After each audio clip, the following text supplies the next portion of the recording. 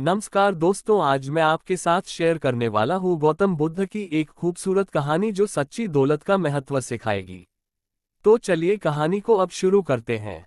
सच्ची दौलत का महत्व। बहुत समय पहले प्राचीन भारत के एक छोटे से गांव में एक किसान रहता था। उसका नाम रमेश था। रमेश एक साधारण आदमी था जिसके पास एक छोटा सा खेत और कुछ मवेशी थे।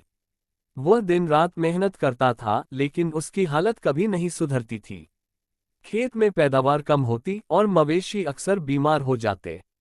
रमेश की हालत इतनी खराब थी कि कभी कभी उसके परिवार को भूखे पेट सोना पड़ता।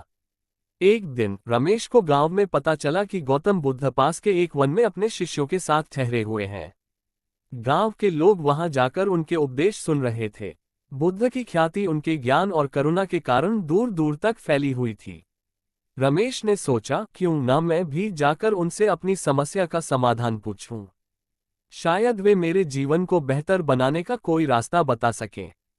गौतम बुद्ध से भेंट। अगली सुबह रमेश उठकर जंगल की ओर चल पड़ा। वह बुद्ध के पास पहुंचा और उनके चरणों में प्रणाम किया। बुद्ध ने उसे शांत भाव से देखा और पूछा, बेटा, तुम्हारे चेहरे पर चिंता की रेखाएं क्यों हैं? क्या बात है? रमेश ने गहरी सांस ली और अपनी पूरी कहानी सुना दी।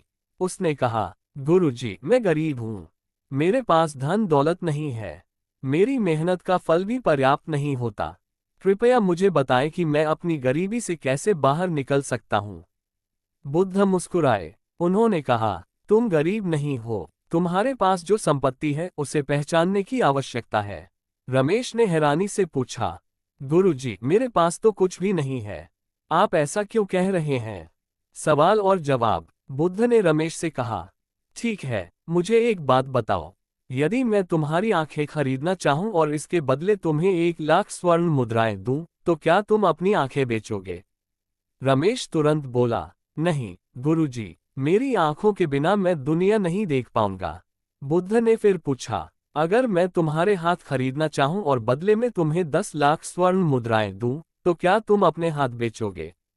रमेश ने घबराते हुए कहा, गुरुजी, मेरे हाथों के बिना मैं कुछ भी नहीं कर पाऊंगा। बुद्ध ने फिर पूछा, यदि मैं तुम्हारे पैर खरीदना चाहूं और इसके बदले तुम्हें करोड़ों स्वर्ण मुद्राएं दूं, तो क्या तुम अपने पैर बेचोगे? रमेश ने सिर हिलाया और कहा, गुरुजी, ये कैसे संभव है? मेरे पैर ही तो मेरे जीवन का सहारा हैं। असली दौलत का ज्ञान। बुद्ध ने गहरी सांस ली और बोले, देखो बेटा, तुम्हारे पास आंखें, हाथ, पैर और एक स्वस्थ शरीर है। ये सब तुम्हारी असली संपत्ति है। तुम गरीब नहीं हो, बल्कि तुम बहुत अमीर हो। तुम्हारे पास मेहनत करने की शक्ति है। तुम्हारे पास सोचने और समझने के लिए बुद्धि है।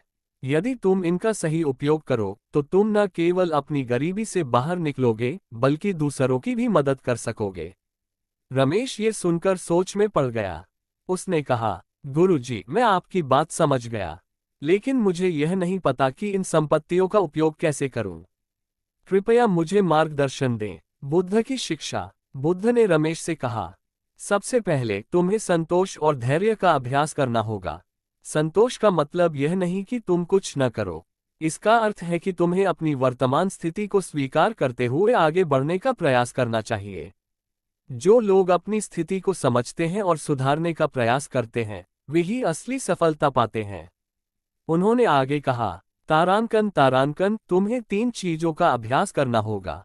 1. मेहनत, हर दिन अपना काम पूरी ईमानदारी और लगन के साथ करो। 2. ज्ञान, नई नई चीजें सीखो और उन्हें अपने काम में लागू करो। 3. करुणा, दूसरों की मदद करो। जब तुम दूसरों की भलाई के बारे में सोचोगे तो सृष्टि तुम्हारी भलाई का ख्याल रखेगी। तारांकन तारांकन। रमेश का परिवर्तन। रमेश ने बुद्ध की शिक्षाओं को अपने जीवन में अपनाने का निश्चय किया। उसने मेहनत करना शुरू किया, लेकिन अब वह पहले से ज्यादा समझदारी से काम करता। उसने खेती के नए तरीकों को सीखने के लिए गांव के बुजुर्गों से सलाह ली। उसने अपने मवेशियों की देखभाल के लिए बेहतर उपाय अपनाए। धीरे धीरे रमेश की मेहनत रंग लाने लगी। उसकी फसल अच्छी होने लगी और उसका परिवार खुशहाल हो गया। उसने दूसरों की मदद भी शुरू की। वह गांव के अन्य किसानों को भी खेती के नए तरीकों के बारे में सिखाने लगा। कुछ सालों बाद रमेश उस गांव के सबसे सफल और खुशहाल व्यक्ति बन गया। वह हमेशा कहता, गौतम बुद्ध ने मुझे मेरी असली दौलत का महत्व सिखाया। उन्होंने मुझे दिखाया कि अगर हम अपनी क्षमताओं को पहचान लें और उनका सही उपयोग करें, तो कोई भी चीज असंभव नहीं है। कहानी का संदेश। ये कहानी हमें सिखाती है कि असली दौलत बाहरी नहीं, बल्कि हमारे अंदर है। अगर हम अपने शरीर, दिमाग और आत्मा का सही उपयोग करें, तो जीवन में कुछ भी हासिल किया जा सकता है। मेहनत, ज्ञान और करुणा से हम न केवल अपनी स्थिति सुधार सकते हैं, बल्कि दूसरों के जीवन में भी बदलाव ला सकते हैं। तो दोस्तों, आपको मेरी ये कहानी कैसी लगी? अगर अच्छी लगी तो लाइक, शेयर और सब्सक्राइब जरूर करना। नमो बुद्धाय।